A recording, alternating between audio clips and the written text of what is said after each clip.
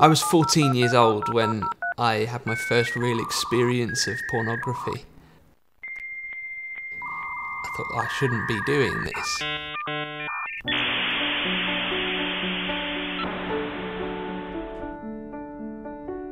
But sometimes that's what that kind of plays into the excitement, and it builds the excitement. Like, oh, this is wrong, this is naughty, but I'm kind of enjoying it at the same time. And I was taking any opportunity that I could, rushing home from school at the end of the day to make sure I was the first one home, making sure that I was up late after other people. At that point, we had one family computer. There were no smartphones, no tablets, and so we had a PC in a study. It had a glass door, but we hung coats on the back of the door, so it was kind of like the potential for accountability whilst also providing up the utmost privacy. It's kind of the irony of that. My waking thoughts were dominated by it, replaying images that I'd seen or thinking ahead to the next opportunity that I would have to get in front of the computer. And I would sort of keep images where I could access them at other points in the day as well, and try and hide those. Because that was just what I thought about. When's the next time I can look at this? I have no doubt that it was an addiction because of the way it affected my daily life. I wasn't functioning the same as I used to do. I started taking more risks as well, so it was no longer just when I was on my own in the house. My brother caught me. He's about just over a year older than me. I just raged at him for invading my privacy, and I had no right to speak to him the way that I did. And actually, I'm not that sort of person either. I've never been given to fits of rage. I don't shout. My character had changed in some way as a result of, I felt cornered in that moment, and I was frightened that my brother was gonna go and tell my parents what I'd been doing. It's such a stark change in my character. It's one of the unexpected effects of looking at porn. The 3 years that I spent really struggling with this in my life, I could have done with having shared it with somebody. So when I talk to people about this, I'm so strong about accountability with people.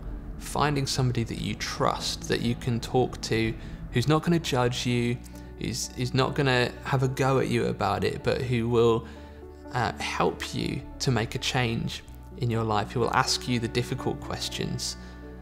And at the same time as all of this was going on, I was still going to church every week, still belonging to a Christian family, still believing the stuff that I'd been taught growing up about who God is.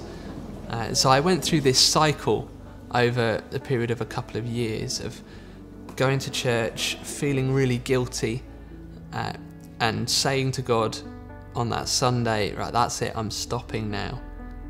And I would go home and I would delete a bunch of stuff, or everything that I had, but it wouldn't be long before I went back to it. And I just couldn't seem to break out of that cycle of guilt, deleting, returning, and then guilt again, and it just kept going round and round and round.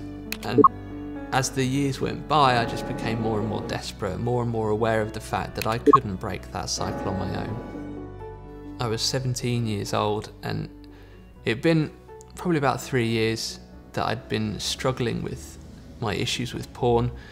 And we went to a youth camp called Soul Survivor. People would give talks about God. I'm sure it was good, like the stuff that he was saying, there was some truth in there. But he shouted out over the crowd, there's something on you. God can see it, and I can see it. Like, there were about 10,000 young people there. He wouldn't have just picked out me. But I was really scared in that moment because I knew that there was something on me. And he asked for people to respond by standing if they wanted somebody to pray for them for any addictions that they had, or eating disorders, or things of that nature. And I said, God, I can't do this on my own. I need you to do something. Jesus in that moment completely set me free from the addiction that I'd experienced. And not only that, but in those 12 years since, he's been showing me that there's a better way of living. I wrote a book which is called A Better Kind of Intimacy, and the aim of the book really is to help people to discover what I discovered through my experience, that my ultimate value is in him, that I'm loved by him, I'm his child, and that he made me on purpose, and I don't need to be looking anywhere else for that value because it's made perfect in Jesus.